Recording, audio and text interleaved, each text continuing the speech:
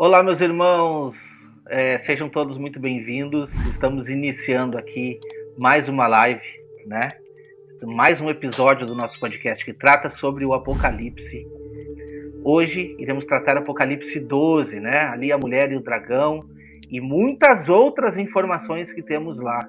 Os primeiros versículos que a gente vai ler é Apocalipse 12, versículo 1 e 2, e diz assim: E viu-se um grande sinal no céu, uma mulher vestida do sol, tendo a lua debaixo dos seus pés e uma coroa de 12 estrelas sobre a sua cabeça. Estava grávida e com dores de parto e gritava com ânsias para dar à luz. Então, é necessário que nós possamos buscarmos do Senhor, nos capacitarmos a cada vez mais com os dons que o Senhor tem nos dado, nos tem concedido, para conseguirmos chegarmos a esse objetivo. Porque, no final, só vamos compreender, na verdade, aquilo que está em Efésios 4, que é só um Deus, uma só fé, um só batismo, um só Senhor, né? Um só corpo. E esse corpo ele é formado por duas casas, casa de Judá e casa de Israel.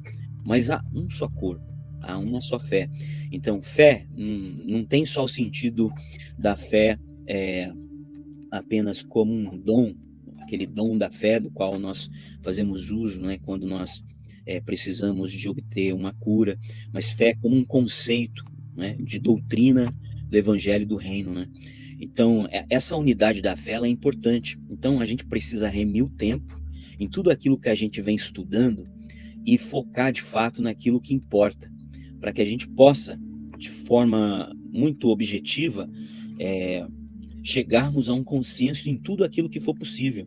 Por isso, hoje, meu objetivo aqui vai ser tentar provar, pelo menos pelas Escrituras, pelo menos para a grande maioria dos irmãos que estiverem nos assistindo aqui, qual é a identidade dessa mulher de uma vez por todas. E por que eu digo isso de uma vez por todas? Porque eu sou alguém especial? Não.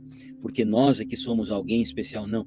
É porque Deus, ele tem pressa em trazer algumas revelações muito importantes para esse tempo que nós estamos vivendo, que já vai, né, se avançando cada vez mais aí.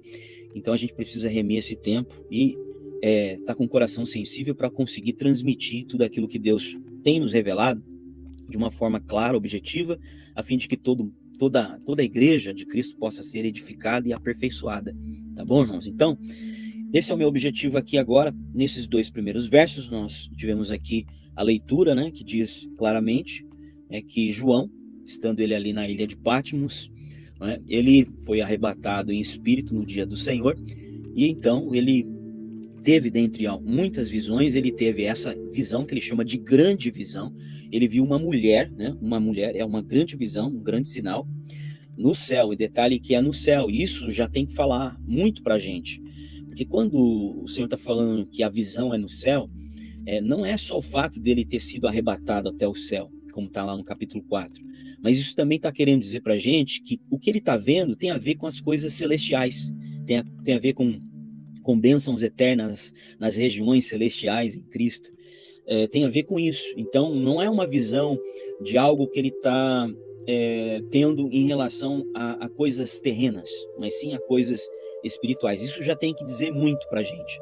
Tá? E eu já estou adiantando aqui para aqueles que pensam que essa mulher tem a ver com Israel natural, carnal, e isso a gente vai descartar aqui totalmente. Primeiro que o livro do Apocalipse é um livro, né, que é revelação de Jesus Cristo, né, a qual o Senhor deu para revelar aos seus servos os seus segredos, né? E deu, pelo seu anjo enviou a João, o qual testificou de tudo aquilo que ele tem, daquilo que ele ouviu e testificou, para escrever as 7 igrejas, entende, irmãos? Então, é uma revelação de Jesus Cristo para nós. E é uma revelação de Jesus Cristo, não só que Jesus escreveu, mas é do próprio Cristo, ou seja, é a revelação de Cristo, é acerca de Cristo. E Cristo, ele tem um corpo, ele é o cabeça e ele tem um corpo. Então o Apocalipse, ele não é um livro para o Israel carnal, mas ele é um livro para o Israel espiritual, o Israel vencedor. Tudo que está no Apocalipse do início ao fim tem a ver com o Israel espiritual. Isso é importante demais. A gente corta caminho quando a gente começa a entender essas questões. tá bom? Então, quando se diz aqui que essa mulher foi vista por João como um grande sinal no céu, uma mulher vestida de sol, né, tendo uma lua debaixo dos seus pés e uma coroa de 12 estrelas sobre a sua cabeça. Estava grávida e com dores de parto e gritava com ânsias de dar à luz. Então é uma mulher que ela já tem aqui algumas características que obrigatoriamente a gente tem que fazer alguns links. Mas eu vou deixar esses links aqui para os irmãos, que eu sei que eles vão trabalhar em cima dessa questão da lua, do sol. Mas é importante a gente entender aqui que essas expressões estão fazendo links com uma mulher em específico no livro de Cantares, com uma outra mulher em específico no livro de Gênesis, né? Lá no sonho que José teve, ou mulheres, né, no caso. Então a gente vai perceber que isso vai estar relacionado com essas mulheres que são matriarcas que andaram pela fé, que fazem parte do Israel que viveu pela fé. De modo que não podemos, embora essas mulheres fazem parte da história do Israel carnal, mas a história delas está de forma profética ligada com Israel espiritual. Entende, irmãos? Então é muito importante a gente entender isso. Então a identidade dessa mulher, eu já vou começar falando algumas coisas aqui. A primeira coisa que eu vejo é que essa mulher, ela é as duas casas de Israel unidas. Se você não sabe a respeito desse tema, né, depois você busque saber um pouco mais a respeito disso, mas só para encurtar aqui o entendimento dos irmãos, né, as duas casas de Israel, para nós, hoje, cristão, na linguagem do apóstolo Paulo, ela está traduzida como a união que Cristo começou a fazer lá na cruz, Efésios 2 vai falar sobre isso, entre judeus e gentios. Basicamente é isso, para você que não tem nenhum entendimento. Só que para aqueles que já estão mais avançados, vão entender que esses judeus não são os judeus que não creem, mas os que passaram a crer. E os gentios vão ser representados em toda a profecia bíblica como casa de Israel, ou seja, 10 tribos, tá bom? Então isso é muito importante você ter em mente, judeus e gentios, casa de Judá, judeus, gentios, casa de Israel, 10 tribos. Então quando a gente olha para essa mulher, a gente vê isso, porque ela tem uma coroa de 12 estrelas na cabeça, e as 12 estrelas apontam para as duas casas, casa de Judá, tribo de Judá e tribo de Benjamim. Casa de Israel, 10 tribos, cujo cabeça, né, era Efraim, tá? Então a gente vai ver isso nessa mulher, e daí a gente vai começar a identificar algumas coisas importantes para o tempo de hoje, tá bom? Então eu quero ser bem rápido aqui, sucinto, e vou mostrar para os irmãos em Cantares, capítulo de número 6, no verso 4, se o irmão Wagner quiser jogar aí, Cantares 6, verso de número 4. Formosa és, meu amor, como Tirza, aprazível como Jerusalém, terrível como um exército com bandeiras. Então, Salomão está falando para sua amada Sulamita, cheio do Espírito Santo, né? Só para aqueles que não sabem, o livro de Cantares é um livro poético, mas também profético, totalmente messiânico. Então, Salomão ele está sendo usado por Deus, movido pelo Espírito, está falando a respeito de quem é a sua amada Sulamita. Ele diz que ela é formosa como Tirza e aprazível como Jerusalém. Então, Jerusalém é a capital da casa de Judá, né? Como eu disse, casa de Judá, tribo de Benjamim, tribo de Judá. E Tirza, para aqueles que não sabem, foi a primeira capital da casa de Israel. Antes da casa de Israel ter Samaria como capital, Tirza passou a ser a primeira capital da casa de Israel. Então a gente tem Tirza representando a casa de Israel e temos Jerusalém representando a casa de Judá. E Salomão está dizendo assim para ela: olha, você é formosa como a casa de Israel e é aprazível como a casa de Judá. E também é como um exército com bandeiras, ou seja, com estandartes, com insígnias. E o exército de Israel tinha 4 estandartes. Um ao norte, né, encabeçando por Dan, um ao oriente por Judá, um ao sul, encabeçado por Ruben, e um ao ocidente, encabeçado por Efraim. Tá? Isso é muito importante a gente saber. É um exército com bandeiras, é um exército com quatro bandeiras líderes que são estandartes, vamos dizer assim, né, que representam o exército de Israel. Mas antes de falar disso aí, eu tenho que focar aqui no texto para não sair do foco. Então, ela é a mulher, a Sulamita. Olha, que eu não entrei ainda na mulher de Apocalipse 12. Então, a Sulamita, ela é como a casa de Israel e como a casa de Judá. Tirza, ela é a filha de Zelofeade, é um homem da tribo de Manassés, né, que teve 5 filhas, das quais, né, após essas 5 filhas terem adquirido da parte do Senhor, né, o direito de obterem a herança do seu pai, porque seu pai só tinha 5 filhas, não tinha filhos, e até aquele momento só os homens podiam ter a herança do seu pai. Mas após essas 5 mulheres se apresentarem diante de Moisés, pedindo para que Moisés lhes concedesse a herança, Deus não só disse que a petição delas era justa, quanto criou uma nova lei, dizendo, a partir de agora, todas as tribos de Israel, as 12 tribos de Israel, né, se acontecer de um homem não tiver nenhum filho, só filhas, a herança desse pai passa automaticamente para suas filhas. Então, isso é importante porque a gente está vendo aqui que Tirza era uma dessas 5 filhas de Zelofeade, e ela tem direito à herança. Amém, irmãos? Ela tem direito à herança. E assim como Jerusalém, né, representa a casa de Judá, nós temos Tirza representando a casa de Israel. Então, nós temos aqui, né, a identidade da Sulamita como formosa como Tirza, aprazível como Jerusalém. Então, ela é a união das 2 casas de Israel, e ela é um exército com 4 insígnias, com bandeiras. Quem é esta que sobe do deserto e vem com a encosta do seu amado? Debaixo da macieira te despertei, ali esteve a tua mãe com dores, ali esteve com dores aquela que te deu a luz. Quem é essa que sobe do deserto, né? Encostada no seu amado, né? Aí tá falando do momento do arrebatamento, mas esse não é o meu ponto, só estou dizendo que ela vem do deserto, ela vai subir do deserto. Então, essa é uma outra ligação que nós estamos fazendo com a mulher de Apocalipse 12, que ela também está no deserto, amém? Daí o capítulo 8, no verso 8, é o verso chave, verso 8 ao 10. Vamos lá, temos uma irmã pequena que ainda não tem seios. Que faremos a esta nossa irmã no dia em que dela se falar? Se ela for um muro, edificaremos sobre ela um palácio de prata, e se ela for uma porta, cercá-lo-emos com tábuas de cedro. Eu sou um muro, e os meus seios são como as suas torres. Então eu era os seus olhos como aquela que acha paz. Amém. Então, irmãos, aqui tem um enigma. Salomão está dizendo aqui que alguém está dizendo, nós temos uma, olha, está no plural, não está no singular. Nós temos uma irmãzinha que ainda não tem seios. O que faremos, né, a respeito dela, né? O que faremos a esta nossa irmã no dia em que ela for entregue em casamento? É isso que o texto está dizendo. Daí, o verso 9 vai dizer, se ela for um muro, edificaremos sobre ela uma torre de prata. E se ela for uma porta, cercá-la-emos com tábuas de cedro. Daí ela vai responder dizendo, eu sou um muro. Aleluia. Eu sou um muro. E os meus 2 seios como as torres.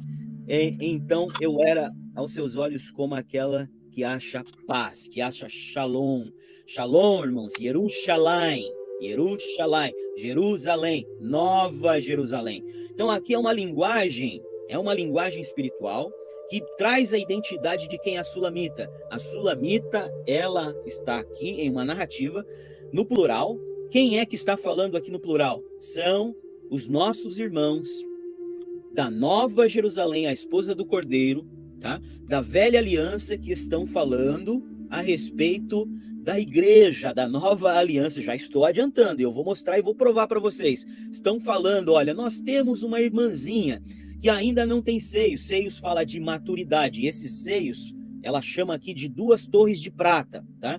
Por que 2 torres de prata? Você vai saber já já. Então ela não tem seio, ela ainda não está madura. Mas o que faremos quando ela tiver madura, em outras palavras, para se casar, né? Quando ela for tomada em casamento, né? Tá? E aí ela vai responder, olha, eu sou um muro, eu não sou uma porta. A Nova Jerusalém, ela tinha 12 portas com os nomes das 12 tribos. Em outras palavras, eles estão perguntando, essa nossa irmãzinha, nós queremos saber se ela é uma das 12 tribos, se ela tem a ver com os patriarcas, se ela tem a ver com a velha aliança, se ela tem a ver com aqueles que nasceram antes de Cristo se encarnar, ou se ela é um muro, ou seja, se ela está fundada no fundamento dos 12 apóstolos, porque o muro da Nova Jerusalém, os 12 fundamentos do muro, a Bíblia diz em Apocalipse 21 que eram o fundamento dos 12 apóstolos. É óbvio que quem é muro também é parte da cidade, quem é parte da cidade é parte do muro. Isso é uma linguagem metafórica, poética, profética, para falar da esposa do Cordeiro, que a esposa do Cordeiro é formada por todos aqueles que pela fé viveram antes de Cristo se encarnar e depois de Cristo se encarnar, até que o último selado se complete. Então, primeiro, está sendo dito aqui que ela é o muro, ou seja, ela é a igreja da nova aliança, irmãos. Ela é a igreja da nova aliança. Ela é uma irmãzinha que ainda, no caso aqui, não tinha seios, ou seja, ela não tinha ainda seios, e os seios são 2 torres de prata.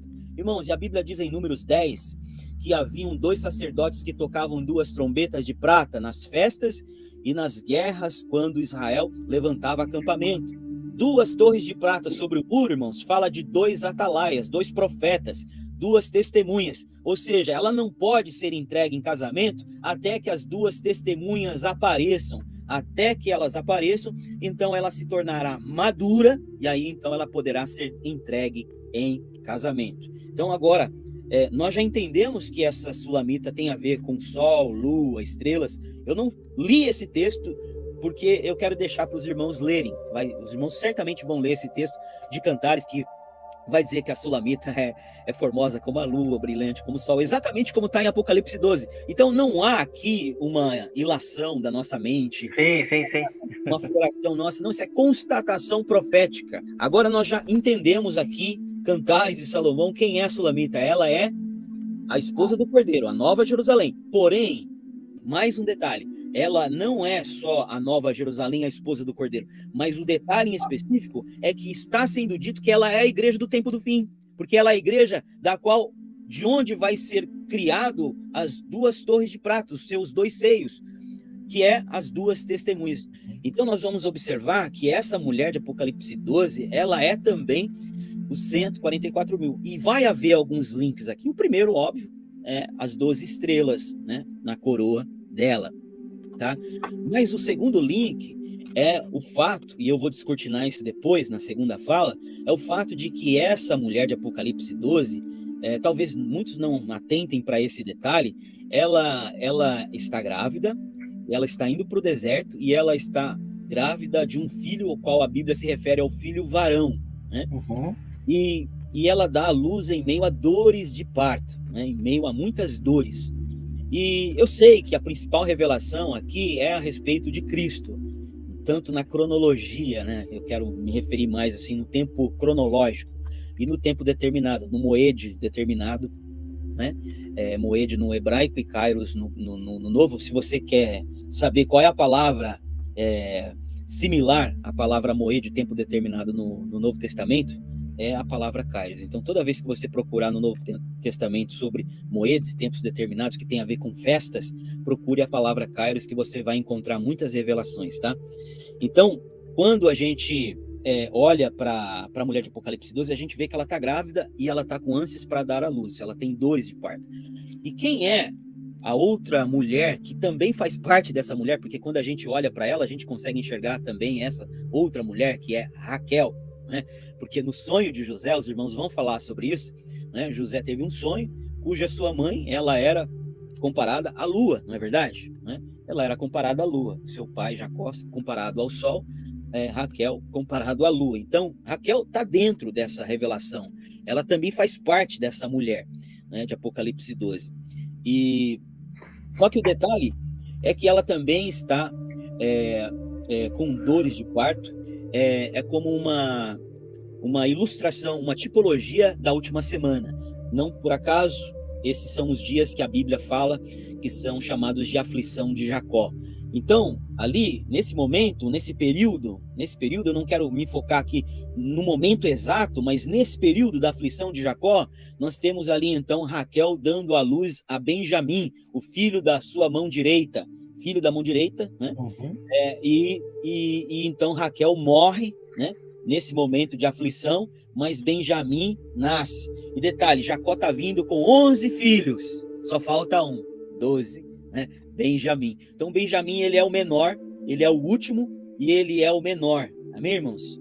E daí por que eu estou falando isso? Porque com esse link, mostrando que essa mulher de Apocalipse 12 também, principalmente está falando do filho varão, Jesus, que veio, nasceu de fato, mas também está nos fazendo entender que essa mulher de Apocalipse 12 está nos remetendo, tá, a um período que fala acerca de Raquel e Benjamim nascendo, jogando isso para a última semana. Por quê? Porque Benjamim, ele é uma tribo, e nos 144 mil, vocês vão entender o que eu estou falando aqui agora, foi a revelação que Deus me deu ontem, fresquinha, é a primeira vez que eu estou colocando em uma rede social isso, fora o WhatsApp, né, lá no grupo, é que os 144 mil, irmãos, ele começa com 12 mil da tribo de Judá, depois vai falar dos 120 mil, que é 10 tribos das 120 mil, 12 mil vezes 10 das 120 mil, da casa de Israel, 10 tribos da casa de Israel, e aí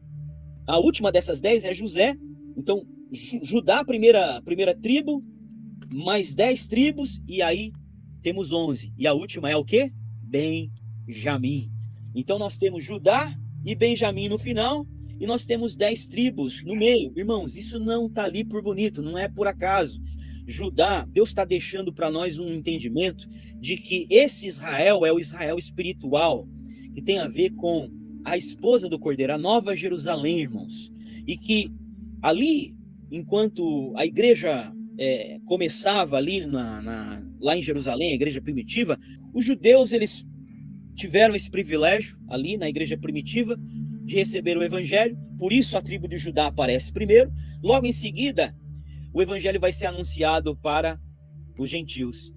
Ide por todo o mundo, sede testemunhas, né, em Jerusalém, depois de Jerusalém, Samaria, Jerusalém, Judéia, né, ou seja, casa de Judá, Samaria e confins da terra, Samaria, capital de Israel, e os confins da terra, irmãos. Então, Samaria e os confins da terra, casa de Israel, irmãos, 10 tribos. E aí, então, quando entrar a plenitude dos gentios, todo Israel será salvo. Você lembrou desse texto de Romanos 11 aí? Uhum. Né? Todo mundo aqui lembrou, né? Quando Paulo fala, Paulo era benjamita, irmãos, ele estava ali com isso na mente, certamente. Ele era profeta, ele é o apóstolo dos gentios. E tinha isso tudo em mente. Paulo estava falando ali, ó, quando entrar a plenitude dos gentios, então todo Israel será salvo. Ou seja, vai chegar o momento de Benjamim entrar, o menor entrar, né? E quando a gente olha para essa mulher de Apocalipse 12, a gente tem que conseguir enxergar isso. Então, os 144 mil, irmãos, representam nós, o Israel espiritual de Deus que vive pela fé, desde o primeiro justo Abel até o último selado ali, antes de começar a última semana, irmãos, tá entendendo? Então, esse número de 144 mil, ele é um número simbólico. Então, esse é o link que eu queria fazer com 144 mil, mostrando que essa mulher, ela também é os 144 mil, e que a tribo de Benjamim, ela representa os últimos judeus que hão de chegar. E nós já estamos começando a ver isso acontecer. Essa é a maravilha que deixa o nosso coração alegre, irmãos. Quem está atento aí nas notícias em Israel, nos acontecimentos, está sabendo que Deus já começou a fazer esse mover de unir, irmãos, as duas casas de Israel. E ninguém vai impedir essa obra, porque essa obra é santa, irmãos. Não tem nenhum pastor nécio, não tem nenhum pastor amado do Senhor que ainda está dormindo. Ninguém vai impedir essa obra, nem Satanás, nem ninguém. Essa é uma obra santa e ela vai prosperar, vai avançar, porque é isso que o Senhor ele deseja concretizar nesse tempo do fim. O pastor Pedro, ele fez um comentário muito próprio, que essa revelação de Apocalipse 12, falando da mulher, transcende desde Gênesis, né? Aí não tem como não lembrar de Eva, né? E tem uma promessa, né, em Gênesis 3:15, de que a descendência de um ferirá o calcanhar, e a descendência, que é Cristo, né, a semente prometida a Abraão, vai ferir a cabeça. E também relacionada à igreja, porque a igreja aqui está vestida de sol. Jesus Cristo é o nosso sol da justiça. né, com a lua debaixo dos pés, ou seja, estamos numa aliança superior, porque a lua representa uma sombra, o sol é a realidade, né? E em breve, eu lembrei logo do texto de Romanos 16, em breve o Deus da paz esmagará Satanás debaixo dos nossos pés. Então a promessa de Gênesis 13:15 começou com Cristo na cruz, ele venceu Satanás na cruz, Colossenses 2, mas há uma promessa de que a igreja vai vencer, porque em breve o Deus da paz esmagará Satanás debaixo dos pés da igreja. E aí eu lembro também de Israel, que casou no Monte Sinai com Deus, né? Ali foi um casamento, só que ali Deus escreveu as tábuas, os 10 mandamentos em tábuas, porque na sua presciência Deus já sabia que o povo não iria cumprir, mas que no futuro, aí veio Cristo Jesus, e há uma promessa de que nós, de fato, casaremos com Cristo. Então, por causa da infidelidade de Salomão, as 12 tribos foram divididas, foram dispersas, através da obra de Cristo na cruz, que também é esse filho que foi gerado no ventre de Maria, que há de reger todas as nações, através de Cristo Jesus. Aí sim vai haver um casamento definitivo, que nós meditamos na última gravação, falando acerca da 7ª trombeta, do dia da expiação.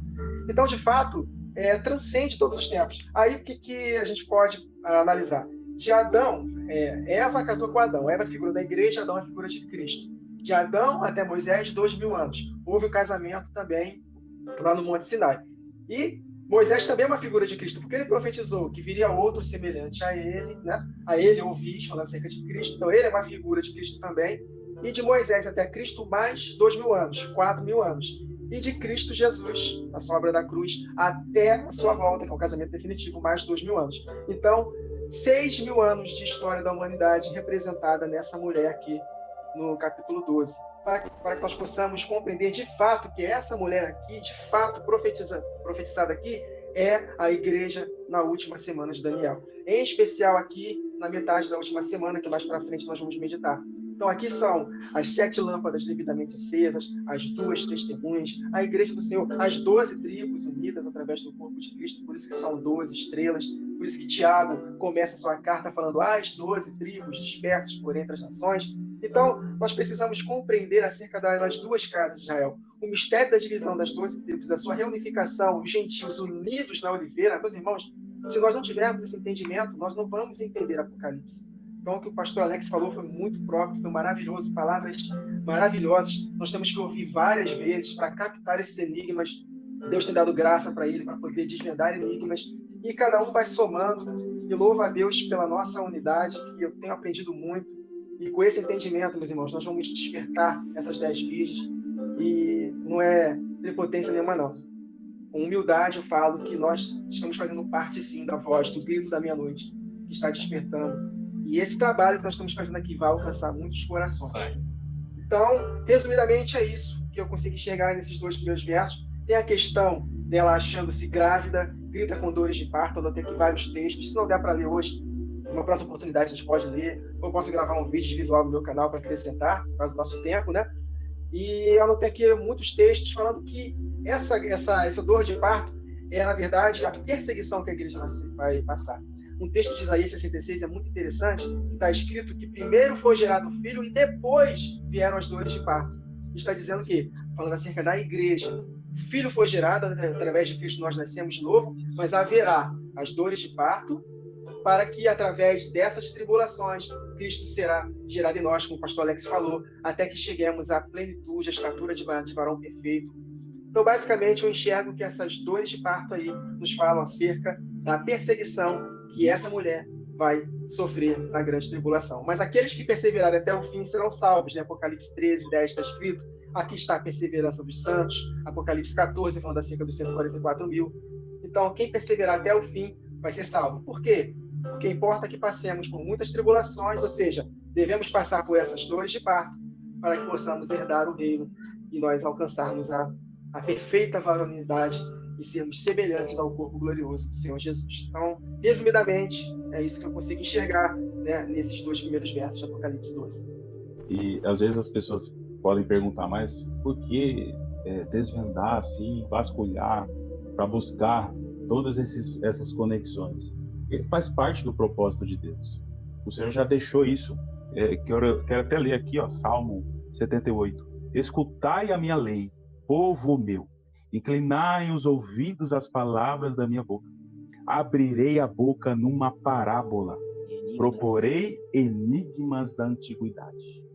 Olha só que palavra poderosa do Salmo 78, os quais temos ouvido e sabido, e nossos pais nos têm contado. E quando a gente olha lá para o que Jesus falou, que Elias virá e restaurará todas as coisas, e a gente começa a conectar isso com Malaquias 4, onde tem ali de que Elias virá, né, para converter o coração dos pais aos filhos, dos filhos aos pais. Nós precisamos atentar pelo que os pais, para que os apóstolos contaram para aquela igreja primitiva, irmãos. Nós precisamos entender, discernir e trazer à realidade essa promessa de restauração do evangelho genuíno do reino, dessa sã doutrina dos apóstolos que Jesus confiou e entregou aos apóstolos. Então, muito importante isso, e nós entendermos e realmente buscarmos as revelações, os tesouros escondidos que os eleitos são capazes de encontrar. Então, muito interessante. Essa questão da mulher mesmo, de Apocalipse 12, tem diversas conexões. O pastor Alex trouxe coisas riquíssimas aqui. O Wagner Nunes também trouxe aqui. Quero só fazer um comentário acerca disso, sobre o que o Senhor já veio falando. Desde o princípio, com Adão e Eva, ele disse: multiplicai e frutificai. Palavras-chave que a gente encontra nas Escrituras: multiplicai e frutificai. E aí Noé novamente: multiplicai e frutificai. E aí nós vamos chegar até Abraão, onde ele diz assim para Abraão, lá em Gênesis 22:17: multiplicarei sua descendência como estrelas do céu. E ele também diz ali como a areia da praia do mar. Só que aí, para Isaac, ele reitera, realizando essa conexão. Ele, lá em Gênesis 26:4, ele diz assim: multiplicarei a sua descendência, Isaac, como as estrelas do céu. E a gente começa a conectar, porque em Isaac nós percebemos essa promessa que aponta para a igreja. Quando a gente vai meditar lá em Gálatas 4, a gente vai perceber essa conexão. E um pouco antes de Gálatas 4, nós vamos ver no capítulo 3, que os que são da fé é que são filhos de Abraão. A gente percebe aí essas conexões de estrelas do céu para Abraão e também de estrelas do céu para Isaac. Então a gente faz diversas conexões. Quando a gente vai olhar, por exemplo, para o sonho de José. Se você quiser abrir aí, Wagner, o sonho de José está lá em Gênesis 37. 37, do 9 ao 11. Peraí. E teve José outro sonho e o contou aos seus irmãos. E disse: eis que tive ainda outro sonho. Eis que o sol, a lua e 11 estrelas se inclinavam a mim. E contando a seu pai e a seus irmãos, repreendeu a seu pai e disse-lhe: que sonho é este que tiveste? Porventura viremos, eu e tua mãe e teus irmãos, a inclinar-nos perante a ti em terra? Seus irmãos, pois, invejavam seu pai, porém guardava este negócio no seu coração. Amém. Então, esse sonho é muito interessante, porque ele vai conectar com essa mulher de Apocalipse 12, mas é interessante entender que, diante de José, tiveram 11 que se inclinaram a ele. Se nós apontarmos lá para o Israel espiritual, para a igreja, nós vamos perceber no Apocalipse 7 que nós não encontramos ali a tribo de Dan. Então aqui no sonho de José, ele não vai mencionar quais foram as estrelas que se inclinaram diante de José. Então nós podemos discernir lá em Apocalipse 7 que Dan não vai se inclinar para José. Então Dan aponta para a apostasia. Então ele sai de cena dessa submissão de se inclinar para José. E aí nós percebemos o porquê que ali no 144.000 aponta para o cumprimento do sonho de José e também aponta para essa mulher de Apocalipse 12, porque nós vamos ter ali Rúben, Simeão, Levi, Judá, Issacar, Zebulon, Naftali, Gad, Aser, Manassés. Aí, interessante ressaltar que José é o penúltimo citado dos 144.000, antes de Benjamim. E nós percebemos aí, muito interessante, o pastor Alex mencionou, de que os benjamitas serão os últimos a fazerem parte desta construção. E nós mencionando, lembrando aqui de Pedro, lá no capítulo 2, ele vai falar de pedras vivas. Isso. E aí quando Jesus chega para Pedro e fala, tu és Petros, mas sobre esta pedra edificaria a minha igreja. Nós temos Jesus como a pedra fundamental, a pedra angular, ele já apontando ali para os apóstolos, os primeiros judeus, como as outras pedras deste fundamento. Por isso que os apóstolos são fundamentos deste muro. E aí nós percebemos uma continuidade dessa obra, alcançando a plenitude dos gentios. E em Cristo, por isso que José seria aí o penúltimo dessa listagem dos 144 mil, porque em Cristo os benjamitas serão alcançados. Exato. Como se eles fossem parte aí das últimas pedras vivas nesta construção desse templo celestial. E agora eu vou trazer um pouco mais da revelação a respeito das características desta mulher que está sendo discriminada ali no versículo 1 e 2. Primeira característica, ela aparece como um sinal no céu. Segunda característica, ela está vestida de sol. Terceira característica, ela tem a lua debaixo dos pés. E a quarta característica, ela tem uma coroa de estrelas sobre a sua cabeça. Essa última parte vocês já discorreram todinha, esgotou tudo que eu tinha que falar sobre a coroa de 12 estrelas. E eu acho que a fala mais importante o irmão Ricardo trouxe aí, com essa visão de José. Essa visão de José a respeito dele ali reinando sobre os seus irmãos, ele vem apontando mais ou menos este reino que Deus está restabelecendo, principalmente nós como efraimitas, e que a gente sabe que as nações irão andar conforme a luz que estará no povo de Deus nos últimos dias. E essa luz é Cristo. Então, quando a gente vê que essa mulher está com um grande sinal aí sendo vista no céu, vestida do sol, nós não podemos tirar da nossa mente que o revestimento da mulher, que nós sabemos aqui que é a igreja, é Cristo. Essa mulher estará revestida de Cristo. E a mulher estando revestida de Cristo, é como se a gente olhasse agora para a própria vestimenta do sumo sacerdote. A gente consegue verificar as pedras que estão na vestimenta do sumo sacerdote. Quando a gente vai para Apocalipse 21, nós vemos as mesmas características. Que aquela cidade, aquela cidade que se chama de Cidade Santa agora, que é dito para João assim, João, vem que eu vou te mostrar a noiva, a esposa do Cordeiro. Então ele vai e mostra uma cidade, para quem está querendo talvez aqui chegar e fazer vamos fazer uma interpretação aqui correta, gramatical do português, não tem sentido nenhum. Como que ele vai apresentar aqui uma mulher e está mostrando uma cidade? Exato. E ali entra tudo que os irmãos trouxeram. Um muro, ali entra portas, ali entra um fundamento, ali entra a pedra fundamental e principalmente todas as características do sumo sacerdote. A vestimenta desta mulher é a mesma vestimenta do sumo sacerdote. Então essa mulher, ela tem agora o próprio sol brilhando nela. E quando a gente vai para a característica da Cidade Santa, lógico, depois de restaurada completamente, podemos dizer assim, que depois dessa igreja glorificada, nós conseguimos enxergar que o quê? Que ela não precisa mais do brilho do sol, porque ela já reflete a própria luz do Senhor. Quando a gente vai para o Gênesis, a gente vê que Deus disse assim, haja luz e houve luz. Só que o sol foi criado no 4º dia. Então, quer dizer, também não tem lógica, não tem nexo a gente pegar e falar isso para uma pessoa. Por quê? Qual é a informação que está nos trazendo aqui, meus irmãos? Essa mulher, nos últimos dias, ela estará completamente revestida de Cristo. Completamente.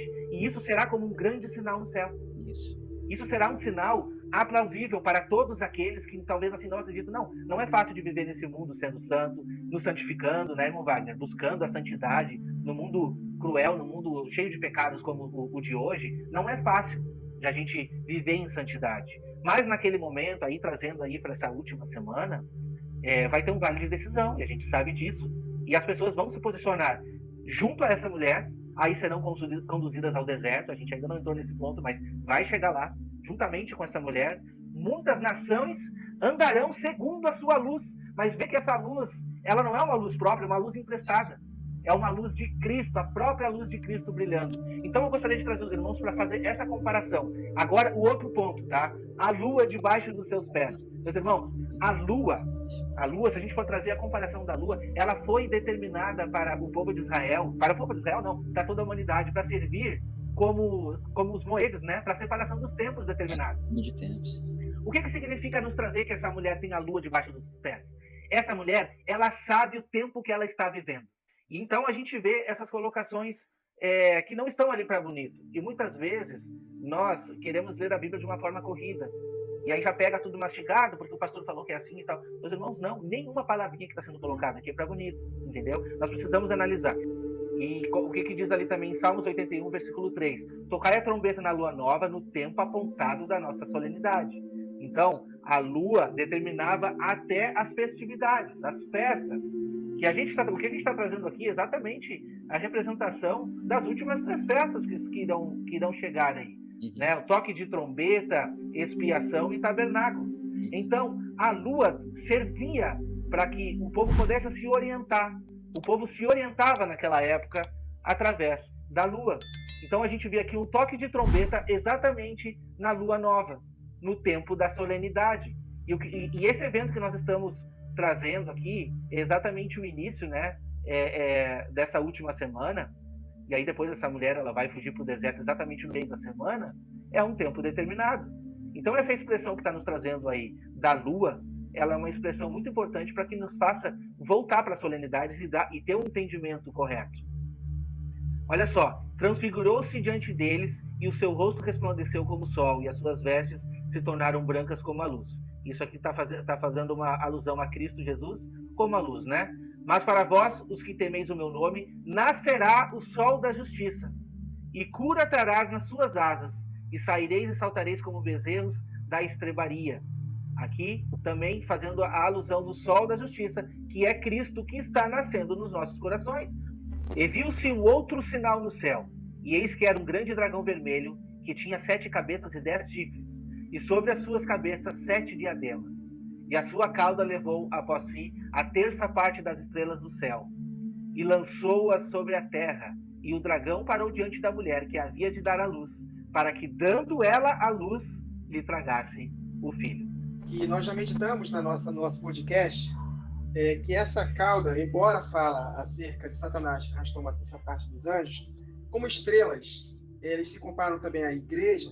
Aqui é no período de apostasia, porque ele, Satanás, ele vai usar o seu anticristo para poder enganar a muitos. E vai enganar, se possível, os eleitos. E ele vai fazer com que arraste uma 1/3 das estrelas do céu. E nós meditamos que uma 1/3 não quer dizer que é um número específico. 1/3 nós enxergamos que é um contexto de rebelião. Então, muitos serão enganados pelos discursos, pelos sinais que o anticristo vai fazer. Eu consigo enxergar esse dragão exatamente o anticristo, porque o anticristo ele será usado por Satanás. Satanás vai dar poder para o anticristo enganar a muitos, se possível, os eleitos. E esse dragão, eu me lembro também, eu consigo me lembrar de Faraó, que quando o povo estava indo para o deserto, tinha um mar vermelho na frente, e ele veio com o seu exército para poder matar o povo de Deus. E me lembra exatamente nesse contexto aqui, porque no próximo podcast vamos meditar que a mulher vai fugir para o deserto, para o lugar que Deus preparou para sustentá-la por 3 anos e meio, que é exatamente na grande tribulação. E esse texto está conectado exatamente com Faraó, que ele vai tentar perseguir, ele vai perseguir, mas não vai conseguir alcançar esse povo que Deus vai guardar no deserto. E quando ele for derrotado, ele vai voltar para pelejar contra os restantes que vão dar as suas vidas no epicentro, que é em Jerusalém, mas eu também consigo enxergar que é no mundo todo, aqueles que foram determinados, escolhidos por Deus para darem suas vidas. Então, esse dragão fala acerca do anticristo, que com lisonjas perverterá muitos, né? Vai enganar muitos. E essa 1/3, eu creio que conecta também para os que serão apóstatas no tempo do fim.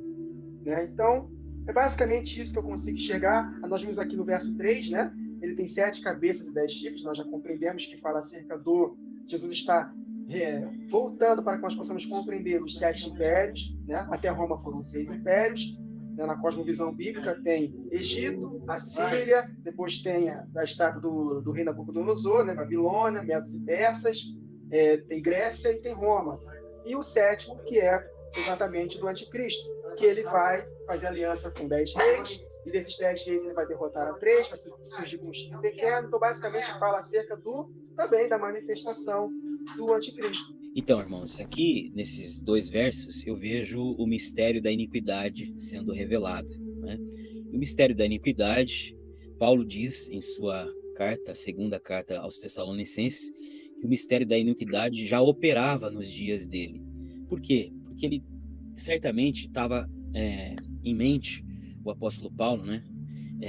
Porque ele inclusive fez uso do livro do profeta Daniel para falar do iníquo, né? Tirando isso claramente lá em 2 Tessalonicenses 2, do livro de Daniel. Então certamente ele tinha em mente todo o aparato do mistério da iniquidade, falando das nações, dos impérios, que na cabeça, embora o dragão de 7 cabeças ainda não havia sido colocado nas escrituras, né, nos dias de Paulo, mas todo o conceito desse mistério da iniquidade estava espalhado nos profetas, e certamente o apóstolo Paulo tinha entendimento de que esse mistério da iniquidade já operava nos seus dias. Por quê?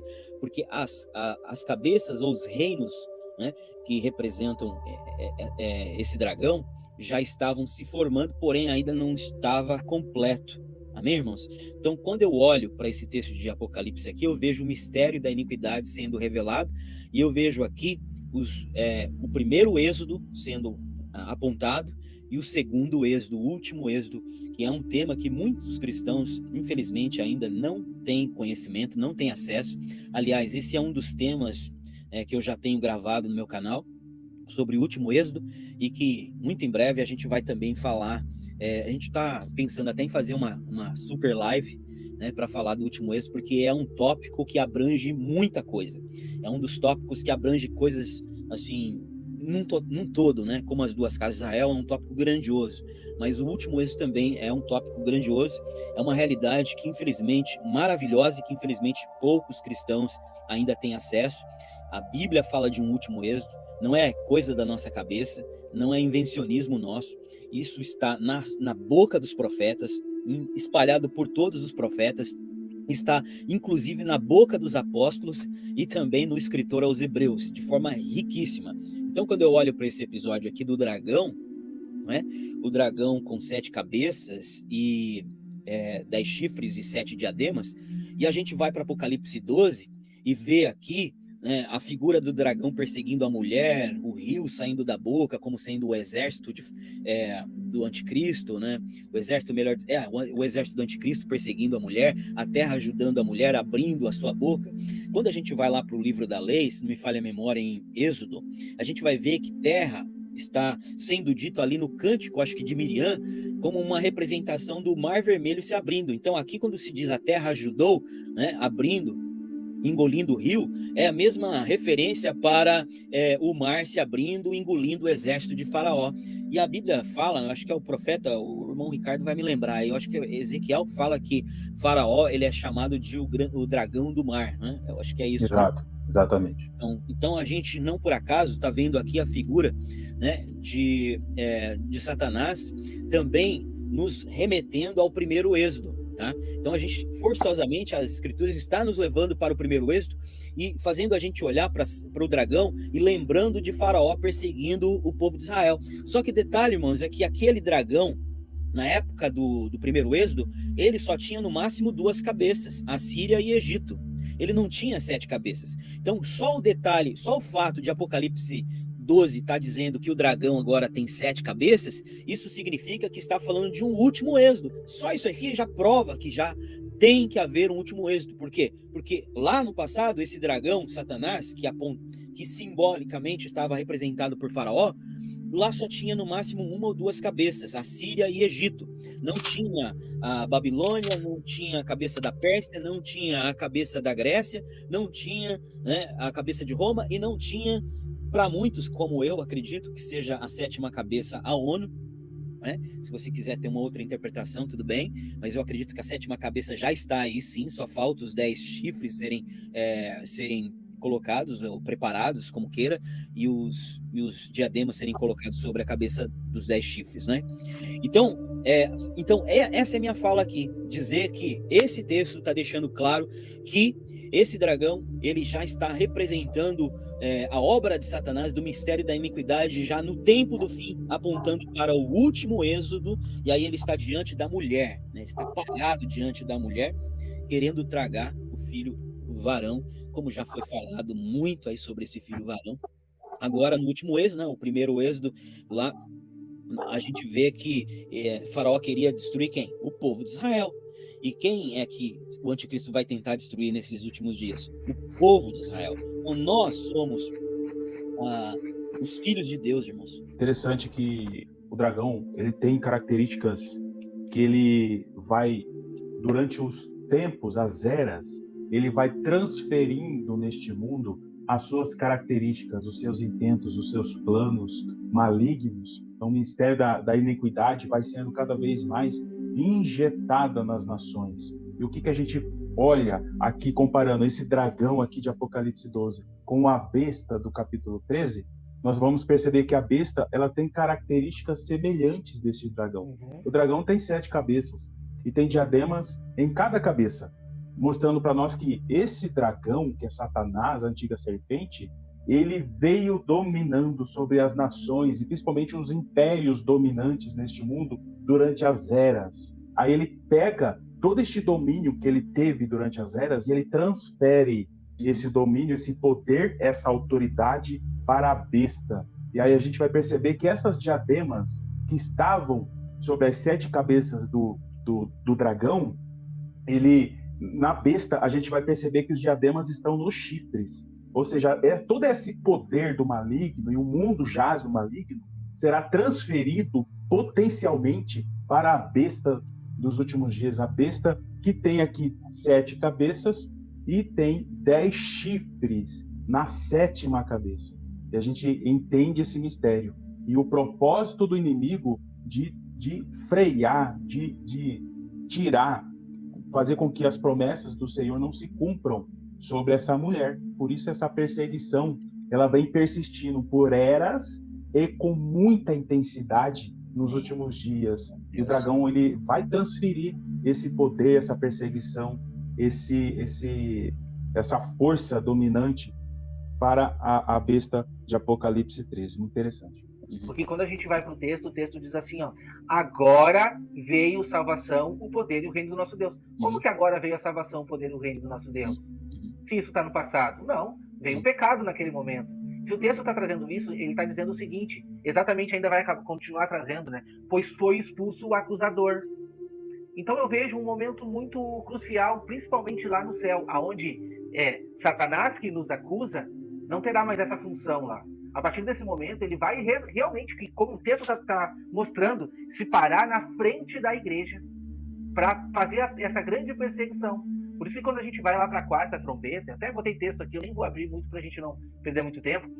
Quando a gente vê lá para essa 4ª trombeta, a gente vê uma grande estrela que cai, né? Ela arrasta muitas estrelas e cai na terra, e aí depois ela surge. Então a gente faz a conexão com o Apocalipse 17, a gente faz a conexão com o Apocalipse 12, exatamente que o irmão Ricardo trouxe, e a gente vê que é esse personagem nesse momento. Então quando Satanás é atirado à terra nesse momento, ele vai atrás exatamente da descendência da mulher. Aqueles que estão sendo o quê? Gerados. Por isso que diz ali, né? Que ele estava indo atrás do filho para tragar o filho quando ele fosse gerado. E é quando a gente vai para 2 Tessalonicenses, ali diz que ele quer se assentar no santuário de Deus, parecendo-se como se fosse o próprio Deus. Então, a expressão tragar o filho é exatamente tirar Cristo que está sendo gerado nos nossos corações. Sabe? Ainda hoje o império do mal ele já opera. A gente vê isso nas mídias, a gente vê isso na televisão, a gente vê isso no mundo moderno, tecnologia e tudo isso, né? Que vai afetando o nosso interior. Então, essa purificação de um santuário que está sendo mostrado é exatamente nesse momento. Por isso que essa igreja já estará revestida do sol. E qual que vai ser o desespero do inimigo nesse momento? É exatamente com esses que estão nascendo nesse momento, que estão gerando Cristo no seu coração nesse momento. Satanás, o que ele vai querer nesse momento? É tirar muitas dessas pessoas do reino de Deus. Por isso que esse deserto em que a igreja estará sendo encaminhada não vai ser fácil. Porque muitos ali vão ter que tomar decisão. Como é que vai ser fácil largar o meu conforto, a minha casa, não poder comprar, não poder vender, não poder comercializar, não poder estar perto daqueles que eu amo? Vai ser um vale de decisão que vai estar sendo posto. Então, Satanás estará à frente dessa batalha, né, para tentar aí acabar exatamente com essa mulher que está aí gerando um vale de decisão. Literalmente um vale de decisão. A igreja em si, aqueles que vão ser aí revestidos de glória, eles já estarão selados, com certeza. Mas entendam que a pregação do evangelho vai estar em foco também, porque as 2 testemunhas durante os primeiros 3 anos e meio, elas estarão pregando com intrepidez. Então, quando o dragão for atirado à terra, entre aspas, isso que eu quero colocar para os irmãos, atirado à terra, o seu poder, quando ele surgir como sendo esse chifre pequeno, quando ele surgir como sendo essa besta, como esse anticristo, que vai aí guerrear contra a descendência dessa mulher, quando esse dragão surgir, ele vai simplesmente querer atacar. Vai matar as 2 testemunhas e vai querer perseguir a mulher. Mas o texto vai continuar nos trazendo, a gente não vai ler hoje, a gente vai ler no próximo episódio, de que Deus irá proteger essa mulher no deserto. A mulher estará sendo protegida por Deus.